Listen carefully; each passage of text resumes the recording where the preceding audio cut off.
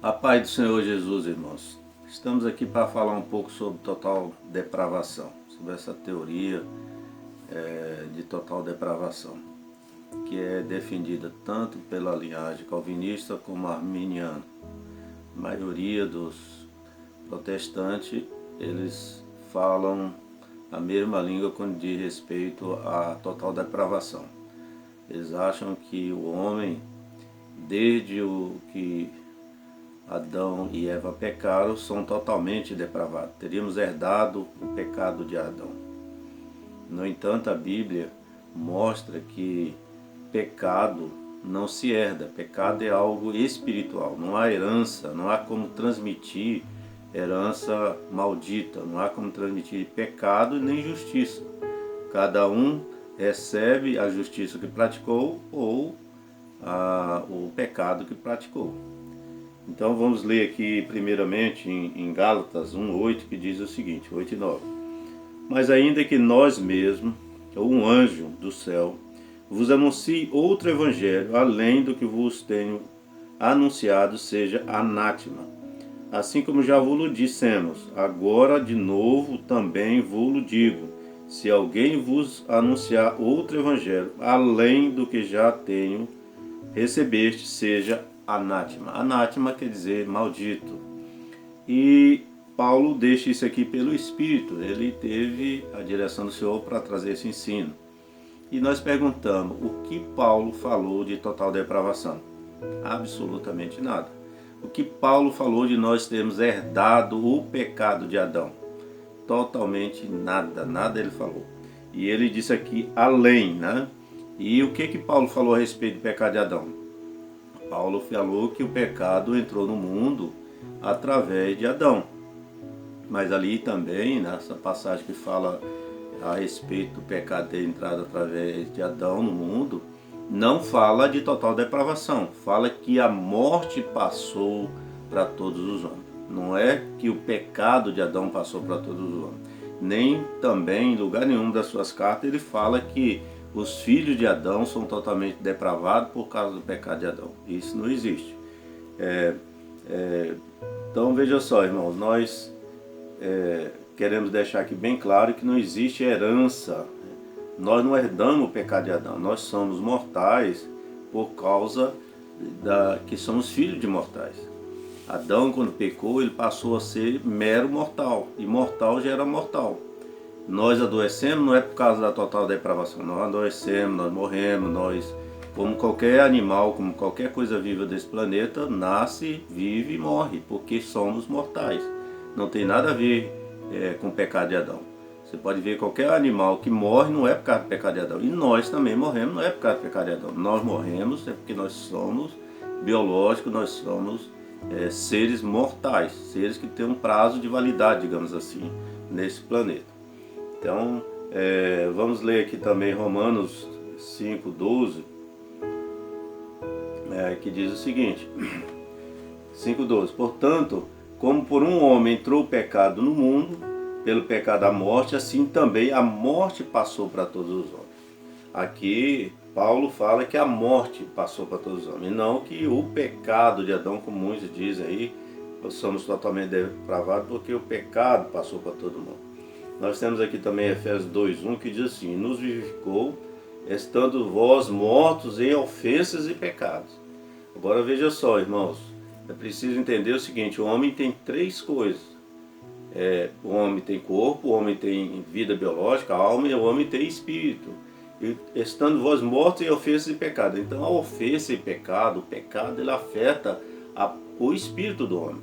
A pessoa com vida biológica, com entendimento, com inteligência, a pessoa que não é demente, a pessoa que já é adulta, ela tem racionalidade e ela pode desobedecer o Senhor. E quando ela peca, o que morre no homem? Não morre todo o corpo.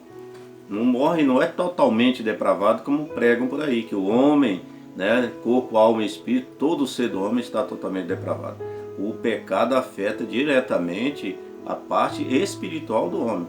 Não é que o homem, quando Adão pecou, Veja que ele não morreu imediatamente fisicamente, ele veio morrer depois, anos, né?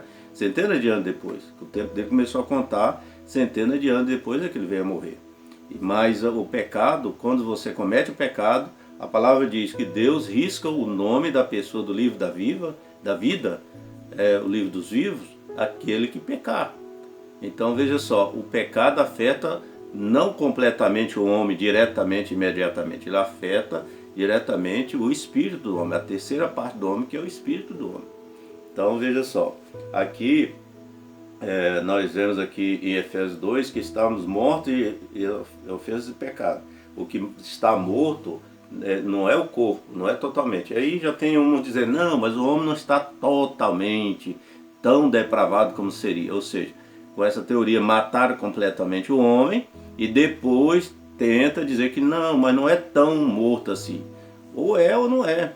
Então criaram a linhagem calvinista, a tal da regeneração, né? O homem regenerado, ou seja, mataram o homem com essa teoria, depois criaram outra teoria, qual que é? Que o homem foi regenerado para poder ter vida, né? Para poder não estar tão depravado, poder ouvir o chamado, né?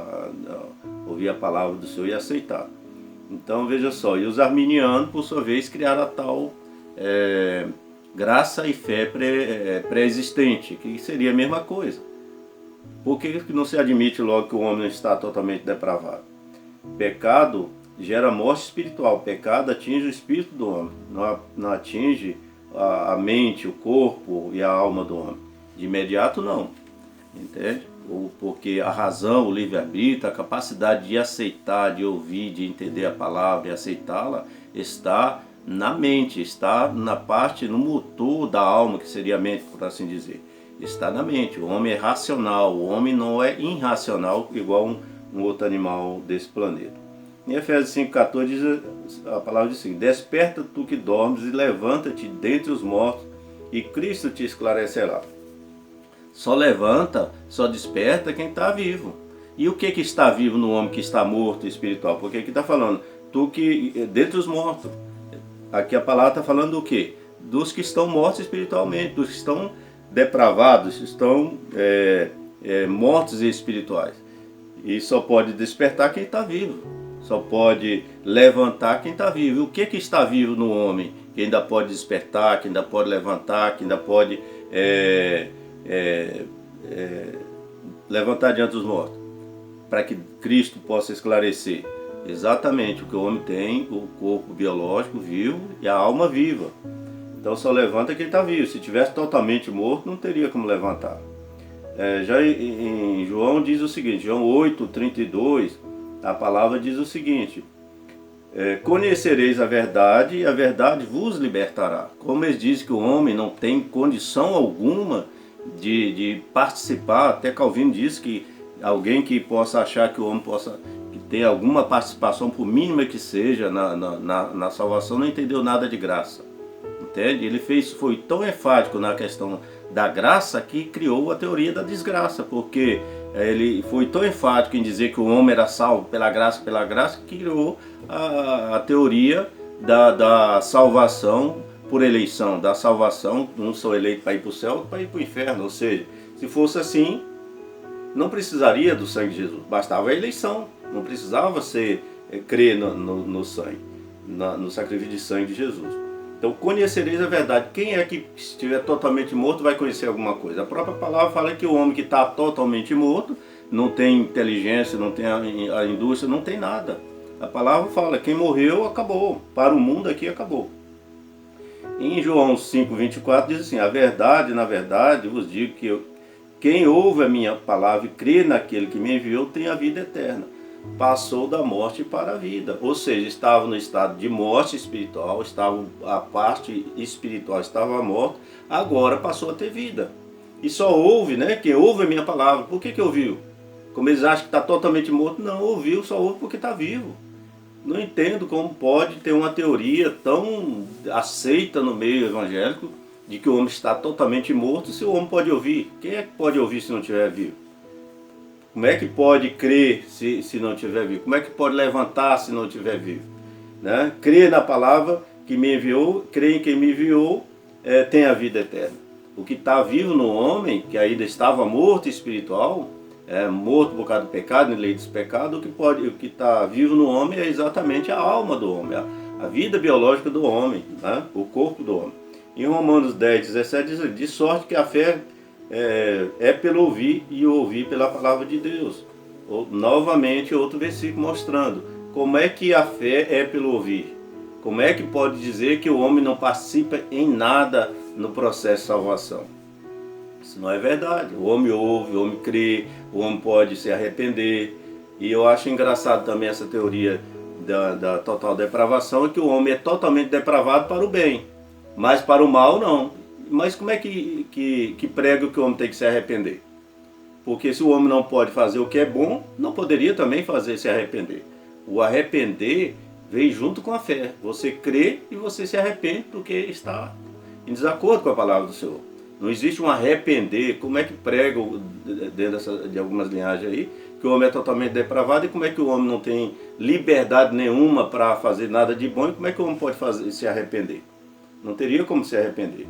Mateus 13, 15 diz o seguinte: porque o coração deste povo está endurecido, e ouviram de mau grado com os ouvidos, e fecharam os olhos para que não veja com os olhos, e ouça com os ouvidos. Agora veja o que o Senhor Jesus disse aqui: compreenda com o coração e se converta, e eu os cure. O que o homem não pode fazer é se curar. O homem não pode se salvar. Certa vez perguntaram ao Senhor: quem pode se salvar? Ele falou: isso é impossível, homem. O que o homem não pode é se curar, o homem não pode se salvar, o homem não pode se libertar. Mas Jesus é o libertador, Jesus é o que cura, Jesus é aquele que cuida. Agora que compreenda com o coração. O que é coração? Onde é que está a razão do homem? Coração está na mente. A mente do homem é o coração aqui citado, né? Compreenda e se converta. Se converta, não é um ato impossível, senão não estava aqui. Se converta. Estaria eu os converta, eu os curo, como está aí, eu os cure. Mas se converter dos seus maus caminhos é um ato que é permitido ao homem. Como é que se ele estaria totalmente depravado, não tivesse liberdade nenhuma para fazer nada certo, como é que ele poderia se converter? Como é que ele poderia ouvir? Como é que ele poderia se levantar dentre os mortos? Veja que essa teoria está completamente equivocada. Essa teoria de total depravação, que o homem está totalmente depravado, infelizmente ninguém se fala mais disso, né? Corre até o risco de ser chamado de herético, né, por estar pregando uma coisa dessa. Mas eu estou falando aqui, estão vendo aqui os versículos da Bíblia. É importante ter cuidado que se deve ter com o termo em. Aí diz, não, porque o homem nasceu em pecado. Veja só, nós vamos falar um pouquinho sobre esse nascer em. Então, veja, antes disso, vamos fazer o seguinte. Primeiro, o homem tem, o que é o nascer em? Primeiro, o homem tem origem. De onde vem o homem, né? O em remete a uma origem. De onde é que veio o homem? O homem vem do homem. E o homem, dos seres nascidos na terra, só o homem comete pecado. Só o homem que é capaz de cometer o pecado depois que é despertado da sua consciência, depois que ele deixa de ser criança, deixa de ser infante, ele vai desobedecer ao Senhor. Então veja só, o nascer em fala de origem, não fala de que nascer em pecado não é a mesma coisa de nascer com o pecado de Adão.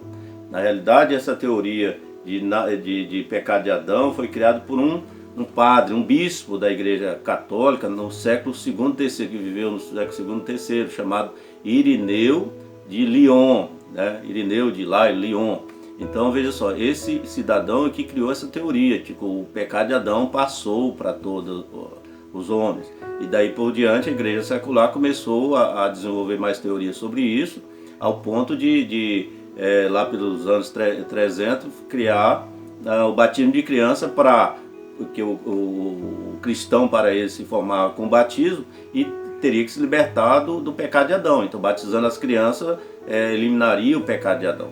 Aí Santo Agostinho, lá pelo século IV, né, depois, ele, nos anos 400, 300, 400, por aí assim, depois de Cristo, também um grande teólogo, um padre não, da Igreja Católica, também foi um grande pregador dessa questão. E depois os ditos reformadores, Calvino, no século XVI, 15, 16 ali, que teria, segundo se conhece, os reformadores. Não sei em que reformaram, se pegaram o ensino da igreja secular e só mudaram de nome, que não sei que reforma absurda é essa. Só mudou o nome. Na realidade, grandes coisas que a igreja secular prega foi incorporada. Na realidade, essa questão de total depravação causa um estrago total no entendimento da Bíblia, porque ela gera muitas outras coisas, inclusive os arminianos aí com história de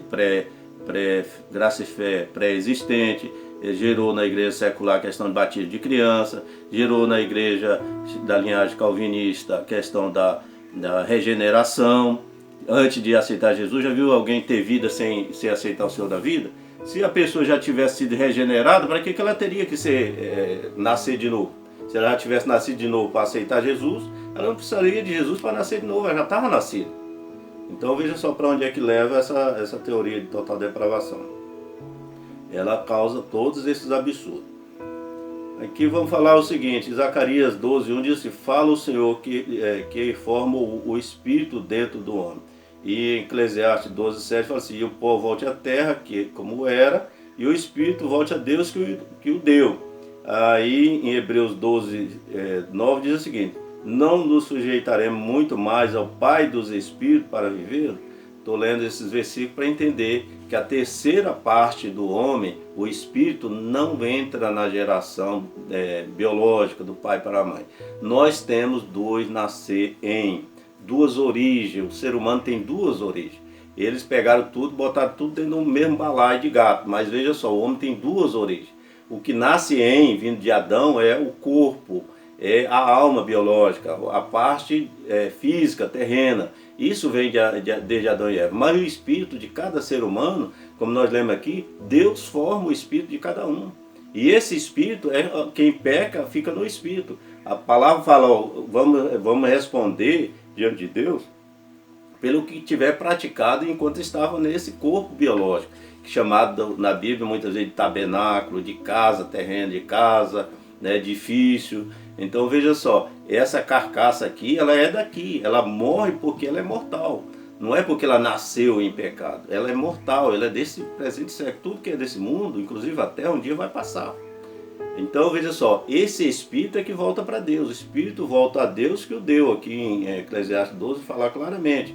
Então veja só, Deus Pai dos Espíritos, então nós temos um pai biológico, pai e mãe, e nós temos um pai espiritual, que é o espírito. Agora imagina, se o espírito que é onde fica registrado lá na eternidade no livro, os livros a respeito de quem faz alguma coisa, está tudo registrado lá, a respeito desse espírito que mora dentro dessa casa terrena. Não é esta casa terrena que vai responder pelos pecados ou vai receber salvação. Não existe salvação de carne, existe salvação e condenação espiritual.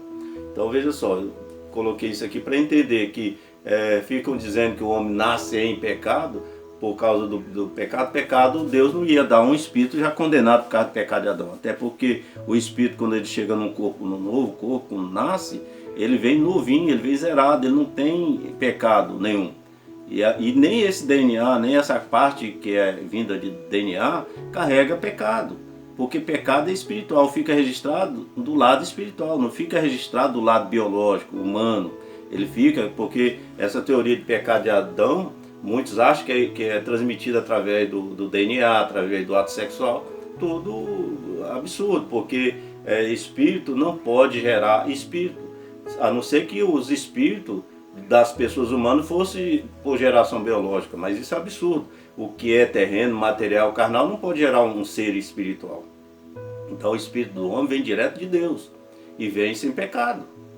Nós temos dois nascer um nascido vindo do Pai e outro Pai celestial, outro do Pai terreno. Em 1 João 3,5 diz assim, e sabeis que ele se manifestou para tirar os nossos pecados, e nele não há pecado. Por que eu coloquei isso aqui? Porque se todo ser humano tivesse o pecado de Adão, Jesus teria pecado. Ele não era humano? Ele era humano. E como é que ele não tinha pecado? Porque não existe essa história de nascer com pecado. As crianças não têm pecado ainda, elas virão a ter no futuro. A vida corporal de Jesus veio de Eva e era humano, né? Jesus nasceu, o fato de Jesus ter nascido sem pecado já é uma prova de que não existe herança de pecado de Adão. E outra coisa, vamos falar um pouquinho sobre isso aqui. O pecado de Adão e Eva não é porque eles nem tinham pecado. Adão e Eva não era descendente dele mesmo. Se todo pecado, a origem do pecado estivesse no fato do homem ser descendente de Adão, como é que se explicaria o fato de Adão ter pecado? Como é que se explicaria o fato de Eva ter pecado? Porque quando Deus tirou a costela de Adão para fazer Eva, Adão ainda não tinha pecado para transmitir para Eva. Então veja só, Adão pecou e não tinha pecado, não era descendente dele, de homem algum, nem dele mesmo. Eva pecou e Adão, de onde ela veio, ainda não tinha pecado. E pior do que isso, se o pecado, a origem de pecado estivesse no fato de Adão ter pecado, como é que os anjos caídos, né, o dragão e os anjos que o seguiu, pecaram? Não estavam na terra e nem eram humanos. Só aí dá para a gente entender claramente, Jesus não tinha pecado, Adão e Eva não tinham pecado, e como é que nasceram aqui na terra. E os anjos que estavam no céu pecaram. O que Adão e Eva tinham, o que os anjos que caíram tinham, e o que nós temos de comum, que nos capacita a pecar? Nós temos racionalidade, nós temos a mente, nós temos um corpo biológico que é racional. Se estiver sadio, ele é racional. Nós não somos iguais aos animais irracionais, nós temos racionalidade. É preciso entender que o que leva o homem a pecar é a capacidade natural que nós temos. Nós fomos criados com livre-arbítrio, com a capacidade de decidir e agir por liberdade. Não é por causa de pecado de Adão que a gente peca porque nós temos liberdade, estamos debaixo da mesma sentença, né? O pecado sobretudo para Deus usar de misericórdia para com todos, como diz a Bíblia, mas no sentido seguinte, que todo mundo tem a mesma racionalidade, tem a mesma capacidade de pecar. E o único que tinha a mesma capacidade e a mesma racionalidade não pecou foi Jesus, mas ele era humano, ele tinha também, se tivesse herança de pecado, ele teria herdado o pecado de Adão, porque ele era descendente de Adão, tanto é que ele mesmo se intitulava filho do homem. O corpo do Senhor era de origem biológica, era humana. Jesus nasceu de Maria, e Maria era humana. E veja só aqui, Mateus 19, 14 diz aqui: porém Jesus disse, deixai vir a mim os meninos, as criancinhas, os meninos, não os estorveis de vir a mim, porque dos tais é o reino de Deus. É importante entender isso aqui pelo seguinte: se as crianças ao nascer já tivessem o pecado de Adão, já fosse totalmente depravado, como diz por aí, o reino de Deus não era dele. O reino do céu não é de depravado, o reino do céu não é de quem tem pecado. Isso aqui é uma das provas. Também, como Jesus nasceu sem pecado, as crianças também nascem sem pecado. Depois é que elas vão adquirir a racionalidade e vão desobedecer a Deus, a palavra de Deus. Uma criança não tem como pecar dentro da barriga da mãe. E até ele despertar a inteligência dele, o intelecto dele, amadurecer e ele começar a entender as coisas, ele não tem como desobedecer nem obedecer a ninguém. Ele age biologicamente. Diz o Senhor a Moisés: aquele que pecar contra mim, a esse riscarei o nome do livro da vida. As crianças do reino do céu delas, porque elas não têm pecado. Se elas tivessem, o nome delas está riscado do livro da vida, conforme o Senhor explicou para Moisés: quem pecar, esse eu risco do livro da vida. Aqui em Ezequiel 18, 20 diz o seguinte: a alma que pecar, essa morrerá. O filho não levará a iniquidade do pai, nem o pai levará a iniquidade do filho. A justiça do justo ficará sobre ele, a impiedade do ímpio ficará sobre ele, cairá sobre ele. Então veja só, o filho não levará a iniquidade do pai. Como é que nós vamos levar a iniquidade do pai Adão? Como é que nós vamos responder de alguma forma, seja de que forma for, pelo pecado de Adão? Aqui claramente Deus explicando: o filho não leva a iniquidade do pai. Nós não herdamos iniquidade nenhuma e nem temos como transmitir, nem mesmo nossos filhos imediatos aqui, pode herdar nossas iniquidades. Se filho pudesse herdar a iniquidade do pai, não teria só o pecado de Adão para herdar. Nós teríamos toda a carga de pecado do mundo. Cada pessoa levaria tudo. Por quê? Porque o pai biológico, se transmissão de pecado fosse através de DNA, eu teria o pecado do meu pai, do meu avô, do meu bisavô e de todos. Não só o pecado de Adão. É para essa doideira que leva a história de pecado de Adão. O pecado de Adão era pecado de Adão e Eva, não era nosso. Aqui em Jeremias 31, 29 e 30 dizia o seguinte: naquele dia nunca mais dirão, os pais comeram uva verde, vocês pecaram, e os dentes dos filhos se botaram. Aí o Senhor conclui dizendo assim: mas cada um morrerá pela sua iniquidade. O Senhor explicando essa questão. Cada um morre pela sua iniquidade, cada um responde pelo seu pecado. Não é por causa do pecado dos pais, não. Cada um responde pela sua iniquidade. Isso aqui comprova que que o pecado não se passa, não é passado pelo DNA, pelos antepassados das pessoas. Temos aqui que ninguém nos ache como pelagiano, né? Defensores de Pelágio, nem do semi-pelagianismo. Na realidade, nós estamos falando aqui, mostrando os versículos da Bíblia. O erro de Pelágio foi um dos erros, né? Foi achar que a pessoa nascia sem pecado e continuaria por livre vontade, bonzinho, digamos assim, apenas por imitar Jesus. Isso é impossível. A própria palavra fala que a gente não tem capacidade de andar no caminho, mas Deus se compadece, né? O que nós temos que fazer é o quê? É crer, é ter uma mente, né? Como diz, um coração contrito, e aí Deus se compadece. Crer e o Senhor cure, como foi o versículo que nós lemos aqui. A cura, a libertação, a transformação, o ato de Deus. Mas o querer, todo mundo é livre para querer alguma coisa. Embora a gente não tenha capacidade de viver, de andar no caminho, né? Como diz a palavra, não depende do que corre, mas Deus compadece.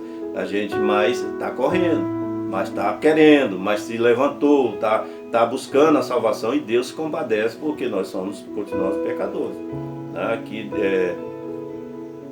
em Romanos 7, que é muito usado as cartas de Romanos para tentar articular a total depravação, mas veja só, o que diz aqui, Romanos 7, 14 ao 25, vou pegar aqui uma parte. Com efeito, o querer está em mim, mas não consigo realizar o bem, porque não faço o bem que quero, mas o mal que não quero, isso faço.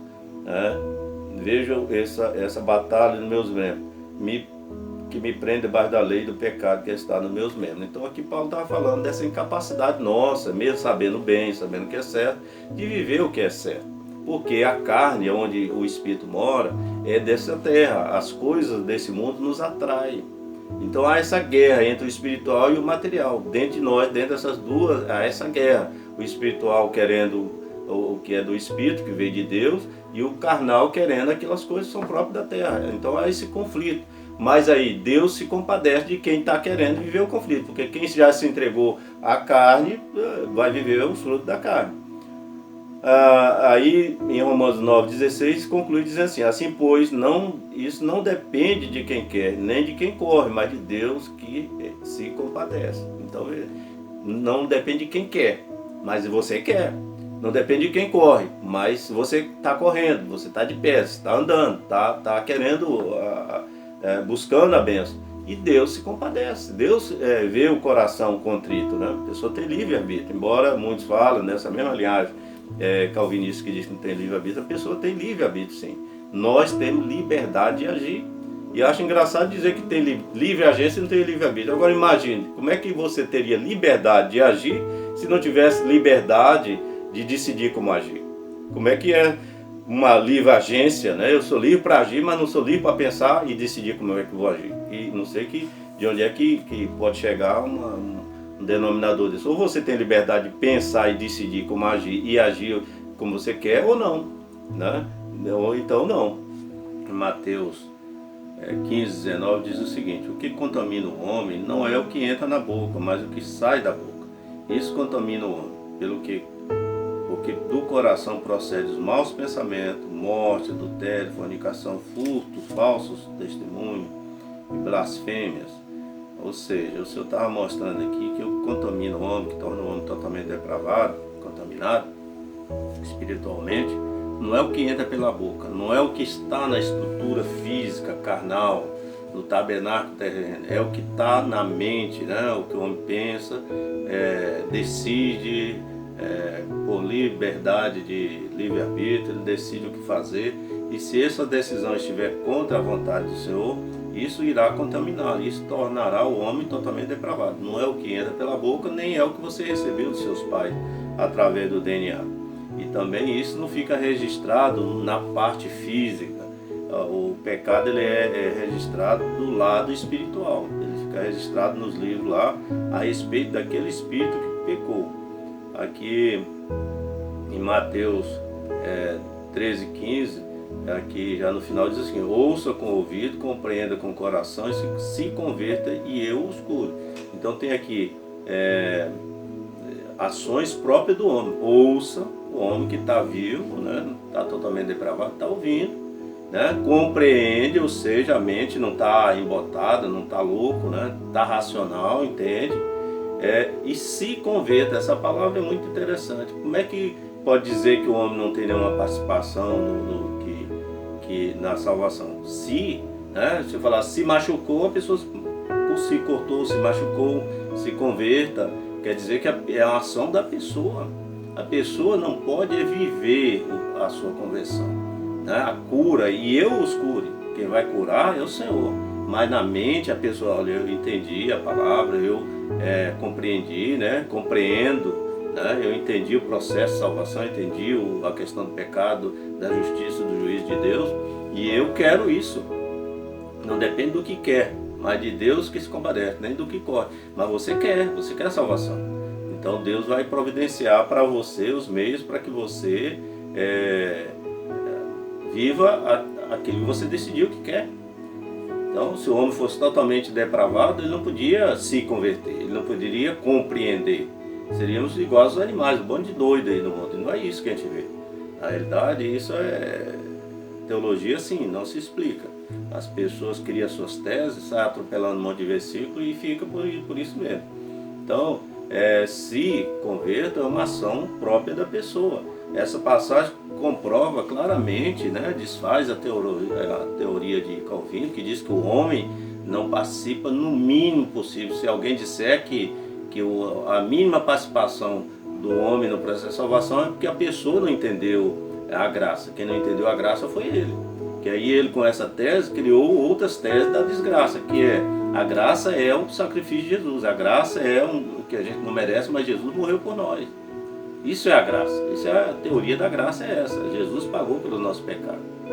Agora Calvino criou a salvação por eleição, né, por predestinação. Deus predestinou uns para ir para o céu, outros para o inferno.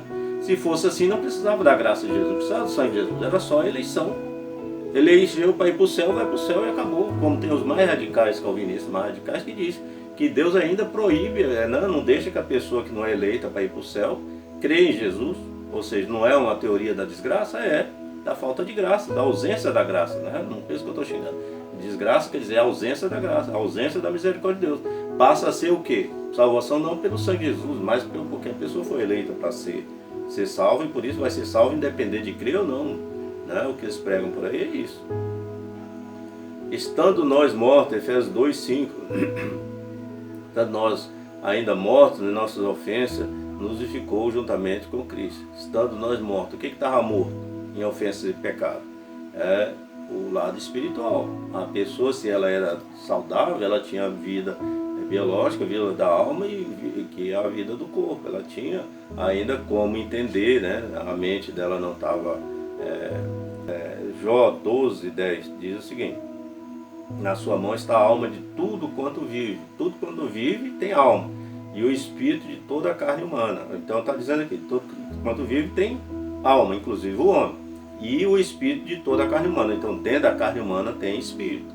A diferença, uma das diferenças do homem dos demais seres animais é que eles têm carne e têm sangue.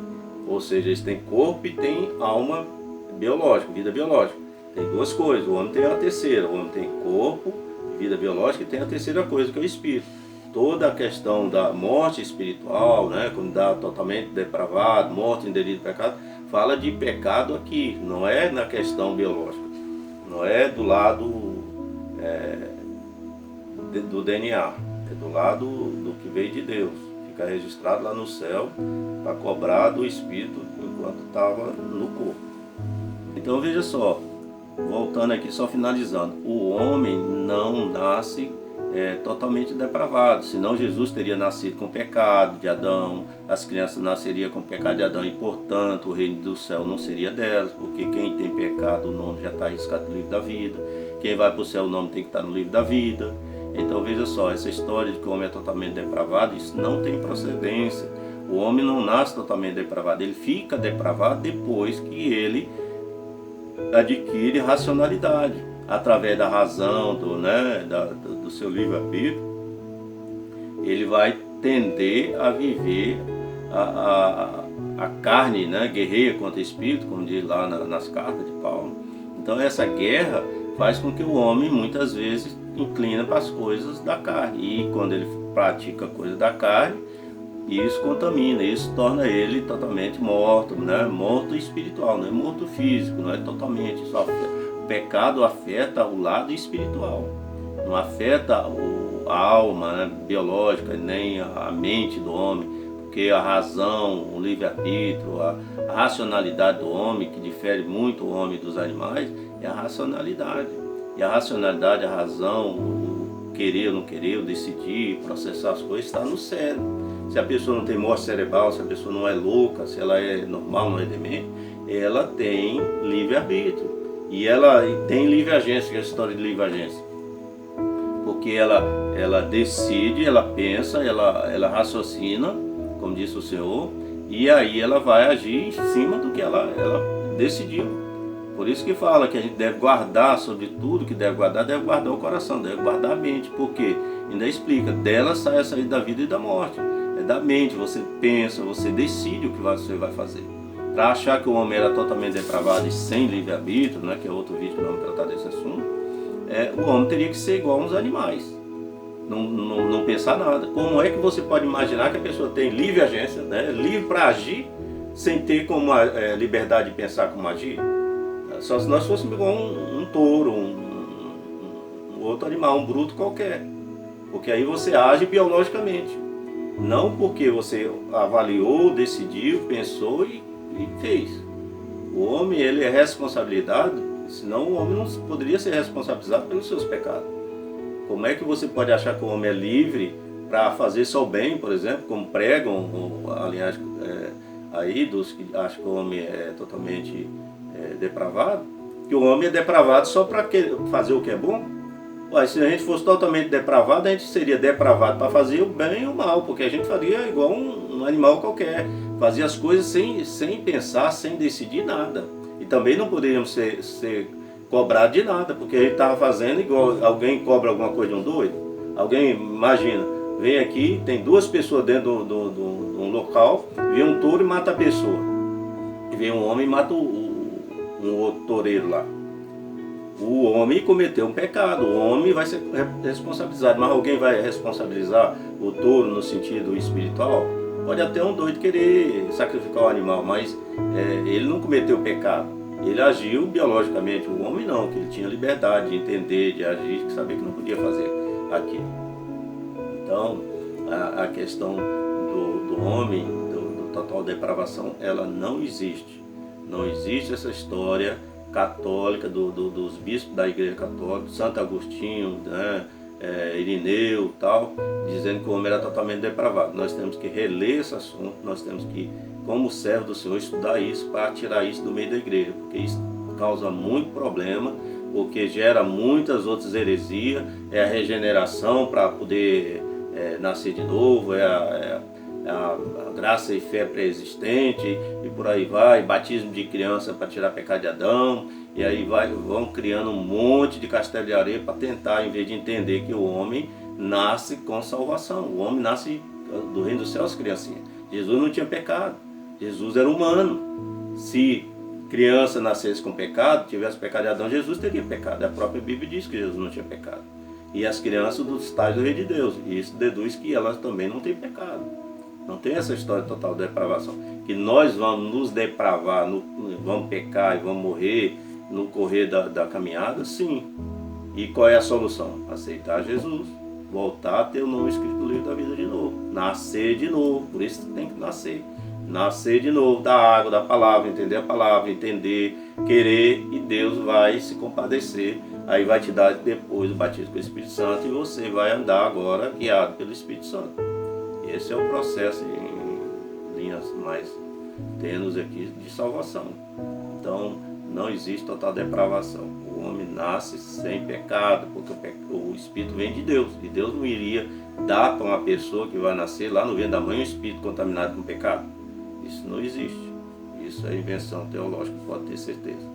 E de origem católica, você que é protestante sabe disso. Avalie bem essas coisas. E eu acho engraçado dizer que os reformadores reformaram, né? E reformaram o quê? Se pegaram tanta coisa, né? Só mudar de nome. Entende? Reformaram em quê? Entende? Não houve uma reforma. Talvez não na profundidade que acham que fizeram. A paz do Senhor Jesus.